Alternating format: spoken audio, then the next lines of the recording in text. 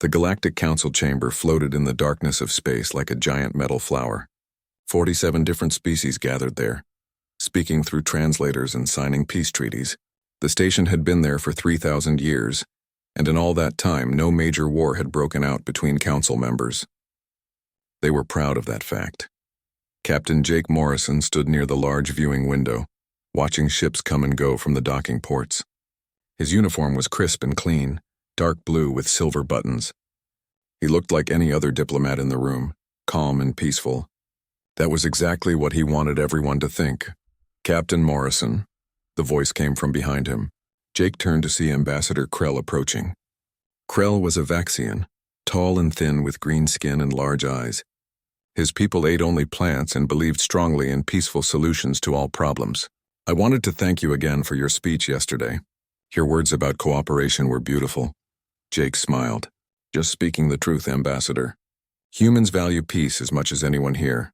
Krell's face showed happiness or what passed for it among his people. I must admit, when humans first joined the Council 15 years ago, some of us were worried. Your species was unknown, but you have proven to be wonderful allies. So gentle, so reasonable. We try our best, Jake said. He kept his smile in place even though something twisted in his gut. Gentle, reasonable. If only Krell knew the truth. Dr. Lisa Carter walked up to join them. She was the chief human ambassador, a woman in her 40s with sharp eyes and a quick mind. She had spent years studying alien species and knew how to talk to them. More importantly, she knew what not to say. Ambassador Krell, she said with a nod. Are you ready for today's session? Yes. Though I hope it will be brief. These meetings about trade routes can be so dull. Krell made a sound that might have been a laugh. Nothing exciting ever happens in council chambers. At that moment, alarms began to sound throughout the station. Red lights flashed along the walls. Every species in the chamber looked around in confusion. Most of them had never heard these alarms before. The council had been at peace for so long that emergency protocols were almost forgotten. High Counselor Thane's voice boomed through the speakers. Thane was a Zorathian, one of the oldest species in the galaxy. His people had founded the council. All ambassadors to the main chamber immediately. We have received a distress call. Jake and Lisa exchanged a quick glance. Jake saw something flicker in her eyes, a kind of alertness that hadn't been there a moment before. They followed Krell and the others to the central chamber. The room was circular with seats rising up in tiers. At the center stood a holographic display. Right now it showed a star system with several planets.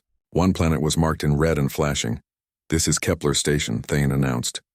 His voice was deep and serious. A mining colony with a population of 217 beings.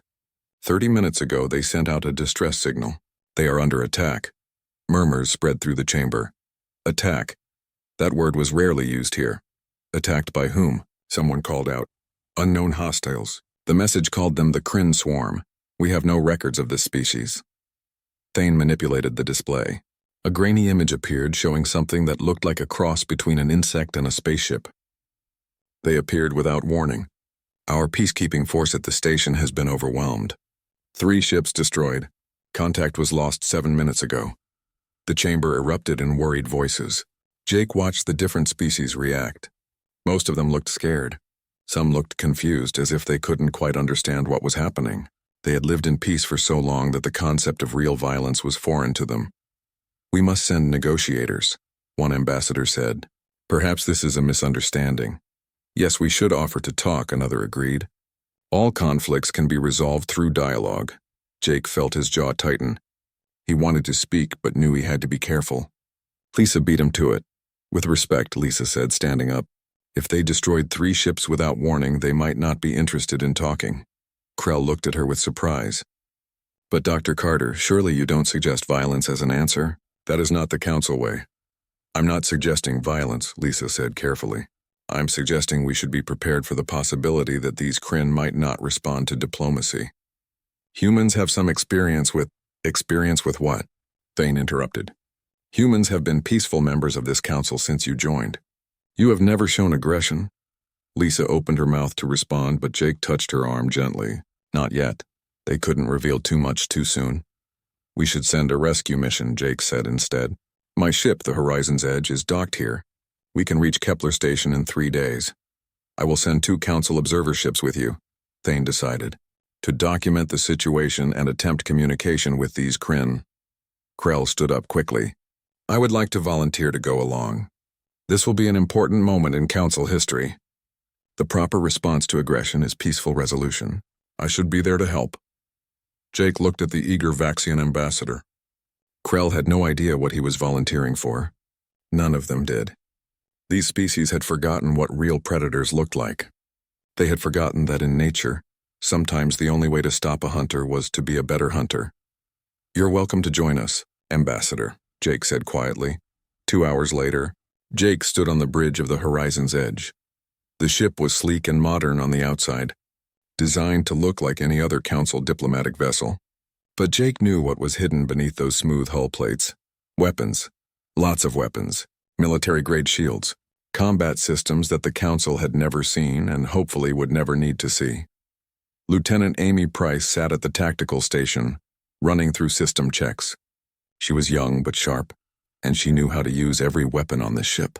Engineer Chris Bradley worked below decks, making sure everything was running at peak performance. Both of them were former military like most of the crew. They had been carefully selected for this mission. Ben Harris walked onto the bridge. He was the military attaché, officially there as an advisor. In reality, he was a former Special Forces commander with 20 years of combat experience. He had seen things that would give the peaceful Council members nightmares. The observer ships are ready to depart, Ben reported. Ambassador Krell is aboard the first one. He seems excited. He won't be excited for long, Amy muttered from her station. Lieutenant, Jake said with a warning tone. Amy went quiet, but Jake saw the look in her eyes. She was ready for a fight. They all were.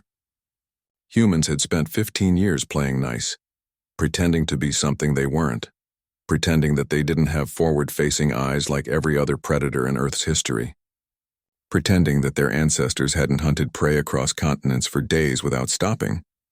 Lisa Carter entered the bridge. She looked tired. The Council voted. We're authorized to attempt rescue and establish contact with the Kryn. We are not authorized to use force unless directly attacked. Of course not, Jake said. He sat down in the captain's chair and activated the ship-wide communication system. All hands, this is the captain. We depart in 10 minutes. Our mission is to rescue survivors at Kepler Station. I don't know what we're going to find there, but I need everyone ready. Stay sharp. Stay focused. That is all. He cut the connection and looked at his bridge crew. These people knew what they were capable of. They knew what humans really were beneath the diplomatic smiles and peaceful words. They were persistence hunters, evolved over millions of years to chase, to track, to never give up until the prey was caught. But the Council didn't know that. The Council thought humans were like them, peaceful and gentle. Jake looked out at the stars ahead. Somewhere out there, people were dying. The Kryn had made a mistake by attacking a Council colony. They had no idea that one predator species had been hiding among the herbivores, waiting. Prepare for departure, Jake ordered. The horizon's edge began to move, pulling away from the station with 2 Council observer ships following behind. 3 days to Kepler Station. 3 days until the Council learned the truth about humanity. 3 days until the hunters came out to play. The journey through hyperspace was supposed to be quiet. 3 days of travel, time for rest and preparation. But on the horizon's edge, there was no rest. Council observer Venn stood in the corridor of the human ship, watching crew members move past him with purpose. Venn was a Letherian, a species known for their scholarly nature and excellent memory. He had volunteered to document this mission, thinking it would be a simple rescue operation. Now he was beginning to wonder. The humans moved differently than other species. They didn't shuffle or float or hop. They walked with steady, ground-eating strides. Their eyes were always moving, always watching. And those eyes, they faced forward like a tunnel, built for tracking movement and judging distance. Venn made notes in his datapad. Day 1 observation. Human crew maintains constant alertness. No visible relaxation during travel period. Purpose unclear. A door opened ahead of him, and several humans emerged, wearing strange fitted clothing and covered in sweat.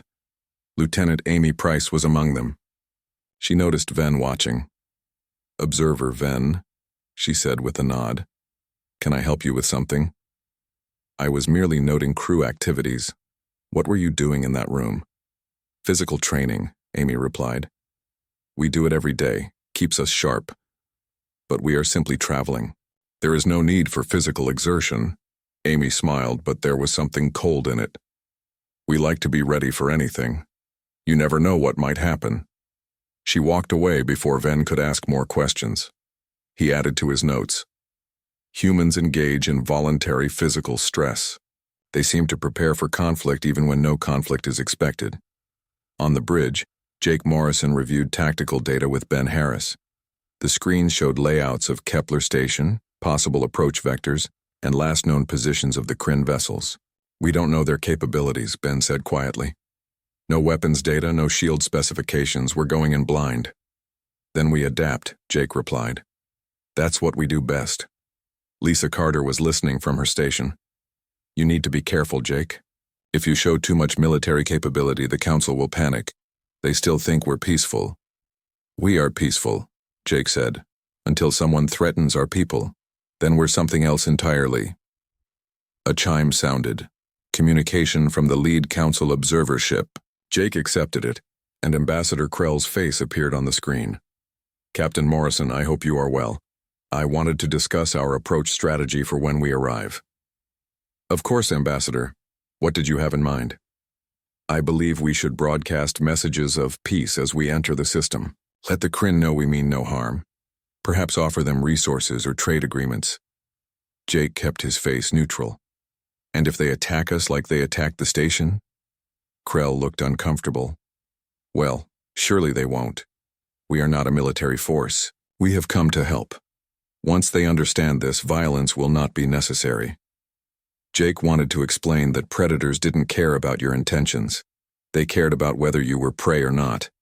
But he just nodded. We'll broadcast your message when we arrive, Ambassador. The screen went dark. Ben looked at Jake with a raised eyebrow. He actually believes that, Ben said. He thinks talking will work. He's never met a species that hunts, Jake replied. None of them have. The Council has been peaceful so long they've forgotten what real danger looks like. In the ship's cargo bay, a group of humans were running through drills. They moved in teams, using hand signals and covering each other as they advanced through a mock corridor. Their movements were smooth and practiced. Ven watched from the observation window above. This was his third day of watching, and he was becoming more concerned with each passing hour. These drills looked like combat training, but why would a diplomatic ship need combat training? One of the humans, a woman named Nicole Fields, led her team with sharp commands. Faster. The Kryn won't wait for you to think. React. Move. Cover your angles. Ven's datapad was filling up with observations. He was starting to see patterns in human behavior that disturbed him. They trained for violence. They prepared for conflict. They moved like they expected danger around every corner. And their eyes, always their eyes, forward-facing, built for hunting. Ven had studied biology across hundreds of species. He knew what forward-facing eyes meant. He just didn't want to believe it. That night, ship time, Ven found Lisa Carter in the observation lounge. She was looking out at the stars rushing past in hyperspace, holding a cup of something hot. Dr. Carter, may I speak with you? Of course, Observer Ven, please sit. Ven settled into a chair designed for various body types. He chose his words carefully. I have been documenting the crew's activities during our journey. I find some of their behaviors unusual for a diplomatic vessel. Lisa sipped her drink, a human beverage called coffee. Unusual how? The constant physical training. The tactical drills. The way your crew moves and watches. These seem like military behaviors, not diplomatic ones. Lisa was quiet for a moment. Then she sighed. Ven, can I be honest with you? Please. Humans come from a difficult world. Our planet has many dangers. We evolved to be careful, to be ready, to prepare for threats. It's part of who we are. We can't just turn it off. But the Council promotes peace. Military thinking goes against our core values. Does it? Lisa looked at him directly. The Council has been at peace for 3,000 years. That's wonderful. But do you know why? Because no one has seriously challenged you. You've never met a species that refuses to talk. that only understand strength. We have. On Earth? Yes. On Earth, for millions of years, the only law was survival. Humans had to fight for everything. We didn't choose to be this way. Evolution chose for us. Ven felt something cold move through him. Dr. Carter, are you saying humans are a warrior species? No, Lisa said firmly. We're not warriors. Warriors fight for glory or honor or conquest. We fight to protect. There's a difference. Before Ven could respond, alarms blared throughout the ship. Red lights flashed. Jake's voice came over the speakers. All hands to stations. We're dropping out of hyperspace early. Something's wrong. Lisa was up and moving before Ven could react. He followed her to the bridge, his data pad clutched in his hands. The bridge was controlled chaos. Crew members called out readings and status reports. The view screen showed normal space returning as they dropped from hyperspace. Ahead of them, Kepler Station loomed against the darkness. The station was dark. No lights, no active communications. Debris floated around it, pieces of destroyed ships. Where are the Kryn vessels? Ben asked. I'm not picking up anything, Amy replied from tactical. No active ships within scanner range. Jake's eyes narrowed. Ven noticed how he leaned forward slightly, his whole body tense like a coiled spring. It's too quiet. They're here somewhere. The council ships are requesting orders, the communications officer said. Tell them to hold position behind us, Jake ordered. Full stop. Amy, get me a full sensor sweep of that debris field. Captain, we should proceed to the station, Ven said. There may be survivors who need help. There are survivors, Jake said without looking at him. And the Kryn are waiting for us. This is an ambush. How can you know that? Now Jake did look at him, and Ven saw something in those forward-facing eyes that made his blood run cold. Recognition, understanding, the look of one predator recognizing another predator's trap. Because it's what I would do, Jake said quietly. Amy's station beeped urgently. Contact. Multiple contacts. They were hiding in the debris field, powered down. They're lighting up now, weapons hot. The view screen changed, showing sensor data. Red dots appeared around them, moving fast. 23 hostile vessels, all emerging from hiding at once. Evasive action, Jake ordered. But even as he said it, weapons fire streaked across space. The two Council observer ships, designed for peaceful travel, had shields meant only for navigation hazards. The Kryn weapons tore through them like paper. Ven watched in horror as the ships exploded. Ambassador Krell was on one of those ships. Dozens of Council citizens gone in seconds. The horizon's edge shook as weapons fire hit them. But their shields held. Military-grade shields rated for combat. The kind of shields no diplomatic ship should have. Return fire, Jake ordered. Panels along the ship's hull slid open. Ven stared as weapons emerged, big ones designed for war. Missiles, energy cannons, point defense systems. The peaceful diplomatic vessel was showing its teeth, and they were sharp. Amy's hands flew across her controls. Targeting solutions locked. All weapons ready. Jake stood up from his chair. As he did, something changed in his posture, his expression. The diplomatic captain was gone. In his place stood something older, something primal. A hunter who had just watched his friends die. Fire at will, he said, and his voice was cold as ice. Show them what humans do to predators.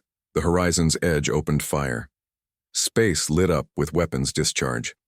The Kryn vessels scattered, probably expecting their prey to run like the Council ships always did. But humans didn't run from danger. They had spent millions of years doing the opposite. They ran toward it. They chased it down. They hunted it until it stopped moving. Jake sat back in his chair, his eyes tracking the enemy vessels on the screen. Amy, I want firing solutions on every ship. Ben, have security teams prep for possible boarding actions. Lisa, record everything. The Council needs to know what happened here. Lisa was already recording, her face pale but determined. Ven just stood there, datapad forgotten, watching as the Kryn vessels moved like insects, fast and erratic. They swarmed around the horizon's edge in patterns that should have been impossible to track. But Amy Price tracked them anyway. Her eyes flickered across 3 screens at once, processing movement and speed and trajectory. Her hands moved without conscious thought, years of training taking over. Target lock, fire, track, lock, fire. Every motion was smooth and efficient. 3 targets destroyed, she called out. 20 remaining. They're trying to flank us. Jake watched the tactical display. The Kryn were good. They used the debris field for cover, appearing and disappearing like ghosts. Their weapons were powerful. Biological energy that ate through shields faster than conventional fire. A normal council ship would have been destroyed by now, but the horizon's edge wasn't a normal council ship. Ryan, bring us about. Put that debris cluster between us and the main group. Jake's voice was calm, almost casual. He could have been ordering coffee instead of directing a battle. Ryan Cole sat at the pilot station, his hands dancing across the controls. The ship spun and dove, moving through the debris field like it was open space. A piece of destroyed hull the size of a building passed so close that Ven could see the scorch marks on it. That's impossible, Ven whispered. No one can fly like that through debris. Ben Harris heard him. Human pilots train in asteroid fields. This is easy compared to that. The ship shook as more weapons fire hit them. Shields dropped to 70%, then 60%. The Kryn were focusing fire, trying to overwhelm their defenses. They're learning, Amy said. Coordinating attacks, smart. Not smart enough, Jake replied. They're bunching up to concentrate fire. That makes them a better target. Amy, prepare spread missiles. On my mark, Amy's fingers flew. Spread pattern ready. 6 missiles, Jake waited. The Kryn vessels moved closer together, their formation tightening as they prepared for another coordinated strike. He watched them on the display, timing it perfectly. Mark. 6 missiles launched from the horizon's edge. They didn't travel in a straight line. Instead, they arced out in different directions before curving back inward. The Kryn tried to evade, but they had packed too tight. The missiles detonated in the center of their formation. 4 Kryn vessels disappeared in fire and debris. 2 more were damaged, spinning out of control. 17 left, Amy reported. They're scattering. Good, Jake said. That's what I wanted. Ryan, pursue the damaged ones. We take out the weak before they can regroup. The horizon's edge accelerated. Ven grabbed onto a support rail as the ship turned hard, chasing one of the damaged Kryn vessels. The alien ship was fast, but the human ship was faster. More importantly, it didn't give up. They're running, Ryan said. Let them run, Jake replied. We'll catch them anyway. That's what we do. Ven didn't understand at first. Then Lisa spoke quietly beside him. Persistence hunting, she said. It's how early humans hunted on Earth. We didn't have to be faster than our prey. We just had to be more stubborn. We would chase an animal for hours, sometimes days, until it collapsed from exhaustion. Then we would finish it. That's barbaric, Ven said. That's survival, Lisa corrected. And right now, the Kryn are learning that humans don't stop. Ever.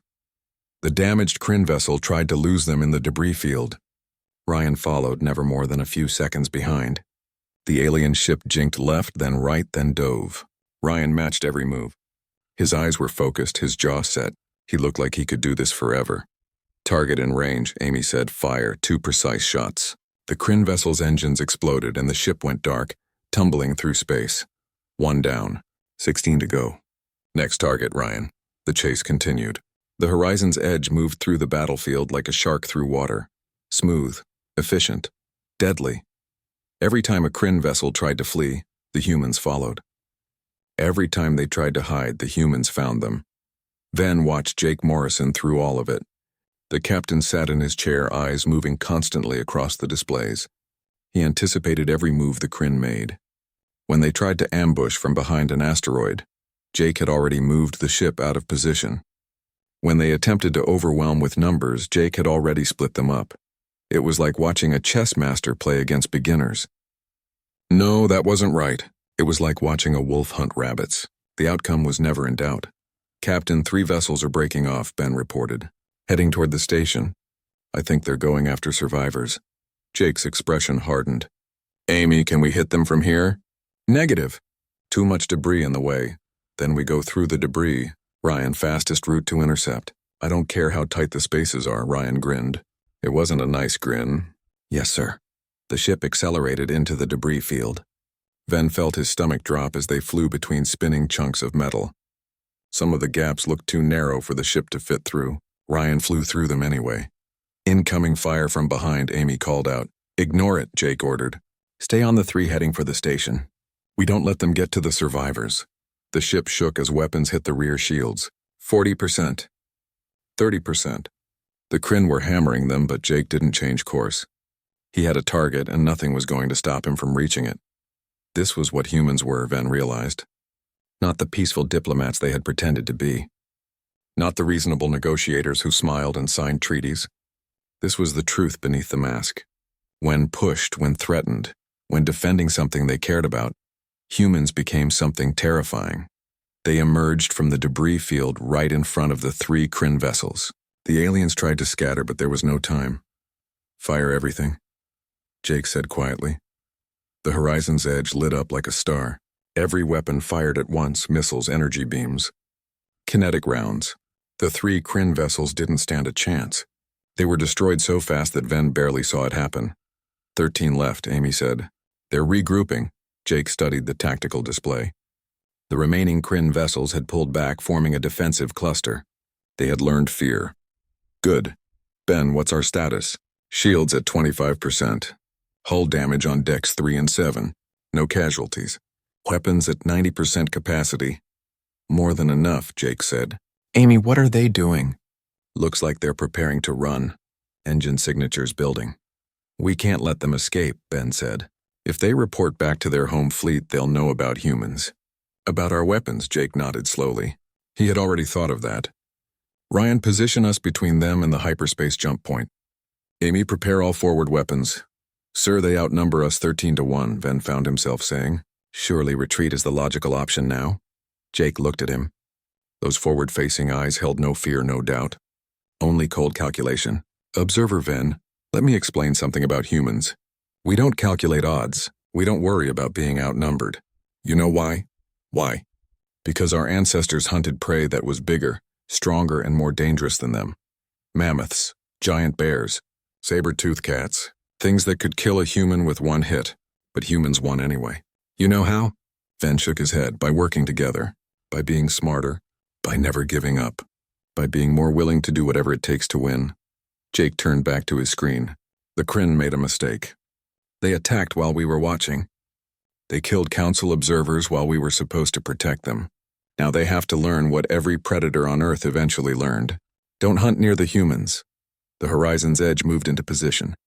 The 13 Kryn vessels faced them like a wall. For a long moment, nothing happened. Then the Kryn opened fire. Evasive pattern Delta, Jake ordered. Amy, target their formation center. I want to break them up. The ship danced through incoming fire. Ryan's flying was beyond anything Ven had seen. He didn't just dodge. He anticipated where the fire would be before it arrived. Meanwhile, Amy's return fire was surgical. Every shot hit. Every missile found its target. 2 more down, Amy called. 11 remaining. They're breaking formation. Good. Pick them off one at a time. Ryan, stay on the fastest one. We chase it down. The battle became a hunt. The Kryn ran and the humans chased. One by one, the alien vessels were destroyed or disabled. They tried every tactic they could think of. Hiding, running, fighting, nothing worked. Humans had spent millions of years perfecting the hunt. They knew every trick prey could use because their ancestors had seen them all. The Kryn were dangerous, but they were still prey. And prey always lost in the end. 37 minutes after the battle started, 4 Kryn vessels remained. They were trying to flee toward the edge of the system. Sir, they're running, Ryan reported. I can see that, Jake said. Stay on them. Captain, our shields are at 10%, Ben warned. We've taken heavy damage. Should we break off? Jake didn't answer immediately. He watched the fleeing Kryn vessels on his screen. Ven could see the desire in his eyes. The urge to chase, to pursue, to finish what was started. It was instinct. Millions of years of evolution screaming at him to run down the prey. Then Lisa spoke. Jake, the survivors.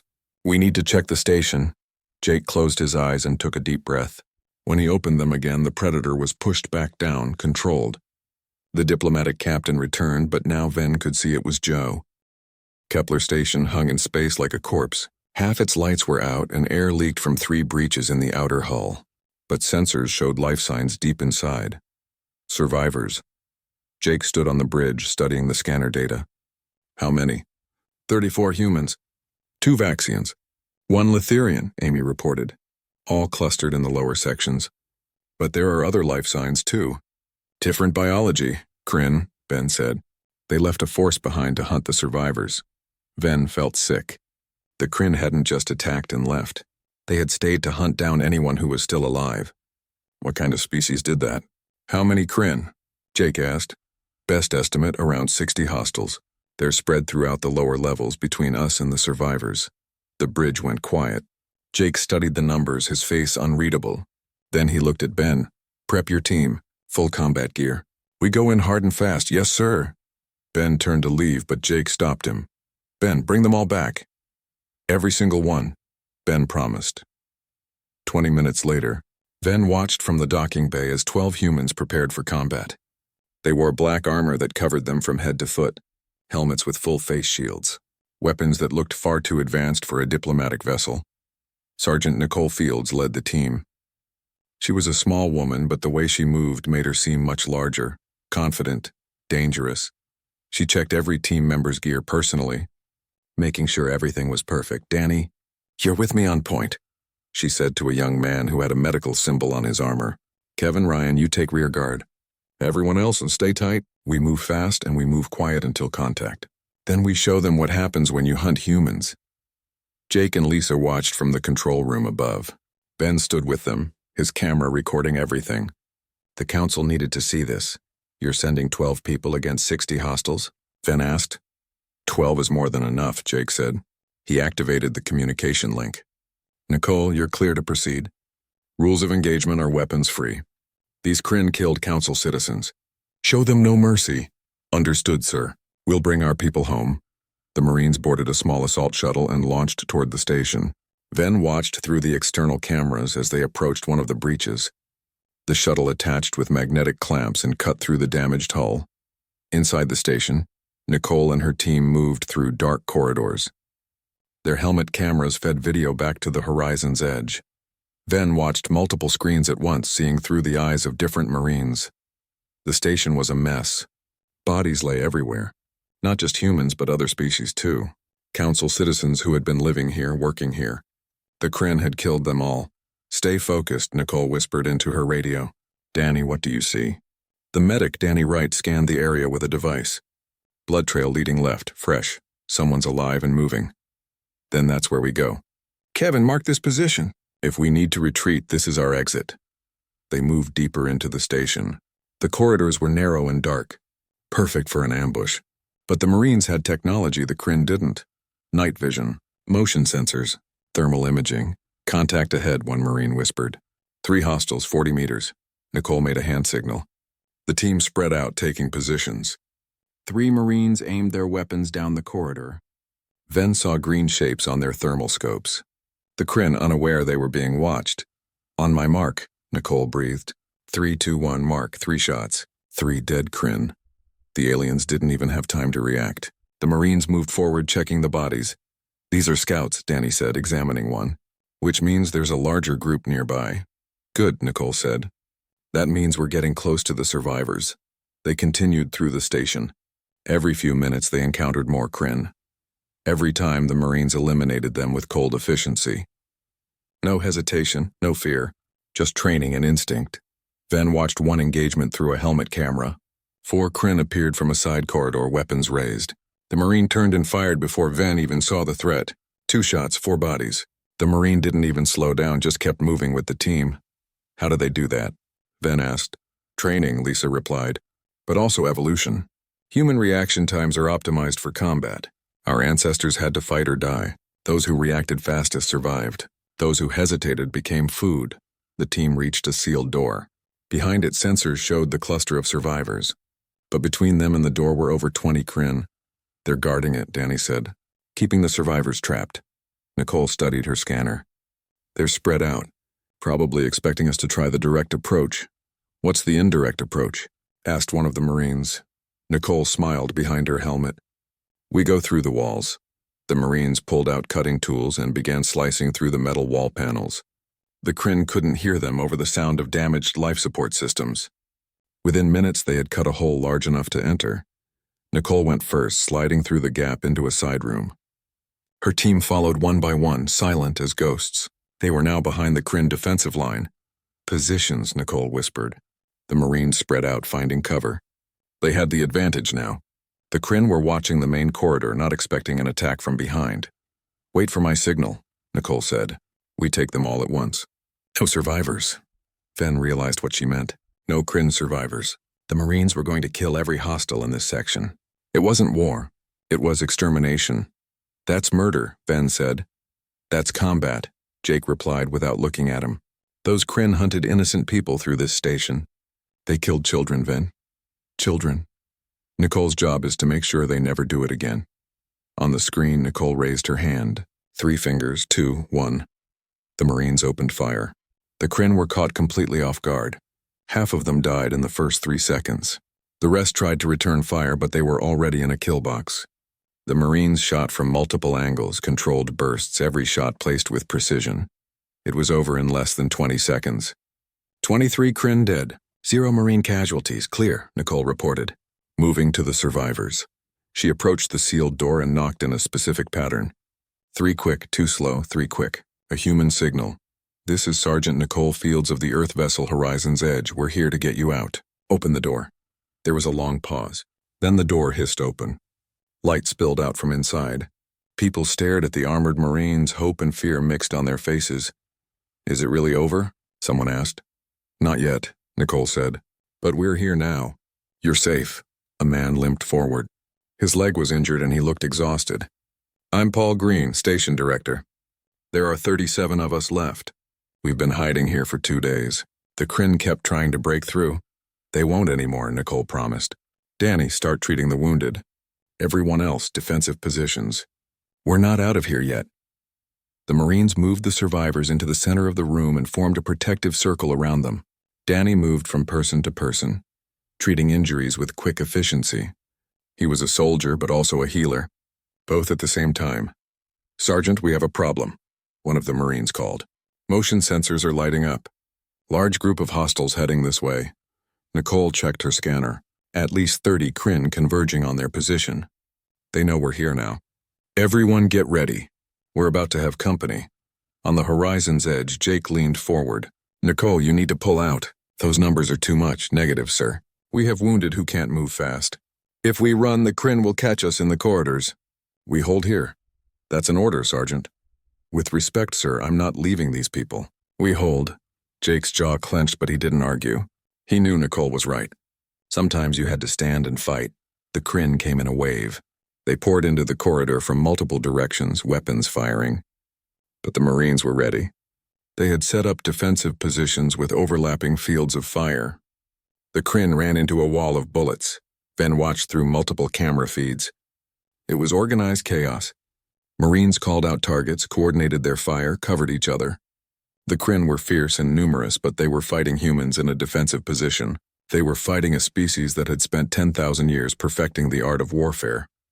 Reloading, one Marine called. Covering, another responded. Stepping up their rate of fire, the Kryn kept coming. Their dead piled up in the corridor, but more pushed through. They were brave. They were determined. But they weren't smart. They're not adapting, Lisa noted. They keep using the same approach. Because they're not used to prey that fights back, Jake said. In their experience, other species run. They don't know what to do when something stands its ground. Nicole tossed a grenade. The explosion ripped through a cluster of Kryn. 30 seconds until I'm dry on ammo, she reported. All teams. Status. One Marine called. Team 2. Ammo at 30%. Team 3. Down to last magazine. They were running out of ammunition. There were too many Kryn. Even human determination had limits. Then Jake's voice came through their radios. Nicole, the cavalry is arriving. Hold for 15 more seconds. Copy that. Explosions rocked the station. The Kryn attacking the Marines suddenly stopped and turned toward a new threat. Through the smoke, more Marines appeared. These ones fresh from the ship. Ben Harris led them, his weapon. The Horizon's Edge limped through space, chasing 4 dots on a scanner screen. 36 hours of continuous pursuit, 36 hours without rest. Jake sat in the captain's chair. eyes bloodshot but focused. He had not slept, had not left the bridge. His crew had tried to get him to rest, but he refused.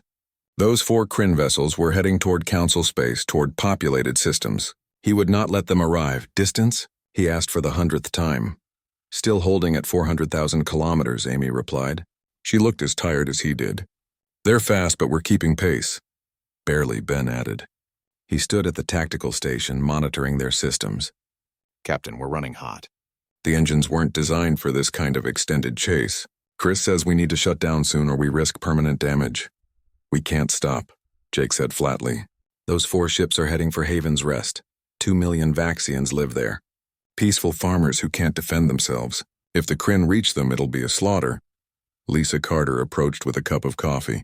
She held it out to Jake. Drink this. You need to stay alert. Jake took it gratefully. The hot liquid burned his throat but pushed back the exhaustion a little. The council sent another message, Lisa said quietly. High Counselor Thane himself. He's ordering us to break off pursuit.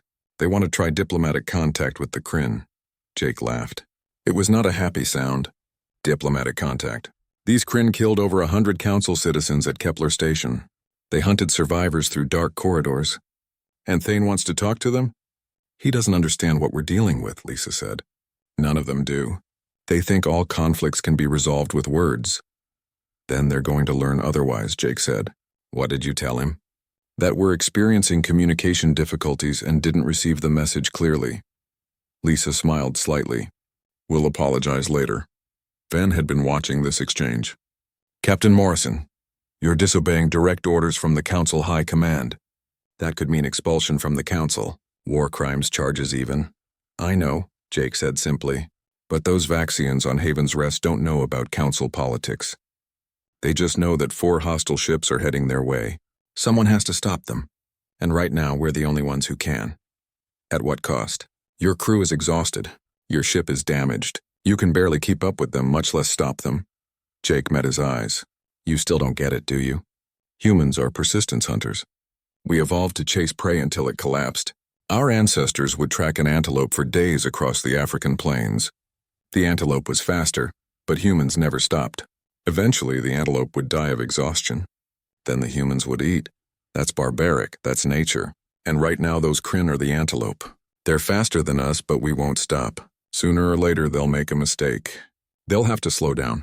And when they do, we'll be there. On the scanner, the 4 Kryn vessels maintained their lead. They had been running for 36 hours straight. Most species would have given up by now. The Kryn probably thought they were safe. They had no idea what humans were capable of. Signal coming in, the communications officer called.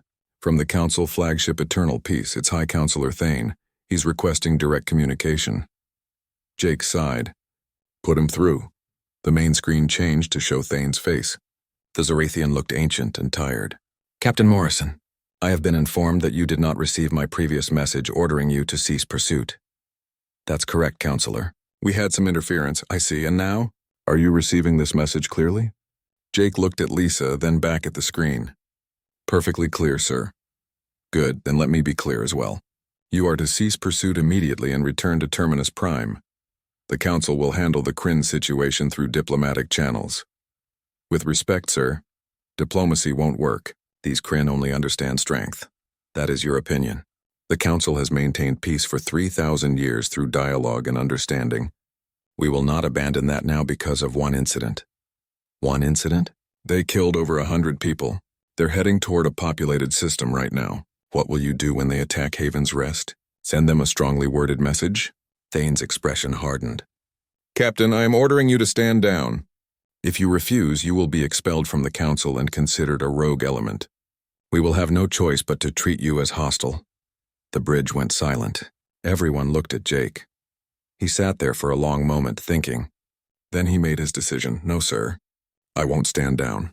Those Vaxians need protection, and we're the only ones who can provide it. I'm sorry, but I'm continuing the pursuit. Then you leave me no choice. You are hereby removed from Council authority. Your vessel will be fired upon if you enter Council space. This transmission is over. The screen went dark. Jake looked at his crew. They all stared back at him. He had just made them all criminals in the eyes of the Galactic Council. Anyone want to turn back? he asked quietly. Amy shook her head. No, sir. We finished this. Ryan? I'm with you, Captain. Let's catch these things, Ben nodded. All the way, sir. One by one, every crew member voiced their support. They would follow Jake even if it meant becoming outcasts. Even if it meant war with the Council, that was humanity. When they committed to something, they saw it through to the end. All right then, Jake said. Let's go save some people. The pursuit continued. Hour after hour, the horizon's edge pushed its engines past safe limits. Chris Bradley worked miracles, keeping everything running. The ship groaned and shook, but it held together through sheer determination and human engineering. Update, Jake called out. 300,000 kilometers, Amy reported. They're slowing down. Engine efficiency dropping. I think they're starting to feel the strain. Good, they can't keep running forever. Neither can we, but we'll outlast them. Another 6 hours passed. The distance closed to 200,000 kilometers, then 100,000. The Kryn were definitely slowing down now. Their engines were overheating from the extended run. We're entering Haven's rest system, Ryan reported. The colony is on the 4th planet. Where are the Kryn headed? Directly for it. They're not even trying to hide. Jake stood up. Battle stations. All hands prepare for combat. This ends now. The crew moved with renewed energy. 36 hours of pursuit were about to pay off. Captain, we have new contacts, Amy said suddenly. 3 Council warships emerging from hyperspace. It's the Eternal Peace and her escorts. On the screen, Thane's flagship appeared along with 2 smaller vessels. They positioned themselves between the horizon's edge and Haven's rest. This is High Counselor Thane to the horizon's edge. You are in violation of Council law. Stand down or we will open fire. Jake's jaw clenched. He's blocking us. The Kryn are going to reach the colony. Captain, the Kryn vessels are engaging the Council ships, Amy reported. They're attacking. On the screen, the 4 Kryn vessels opened fire on the Council warships. The Council ships tried to raise shields, but they were too slow.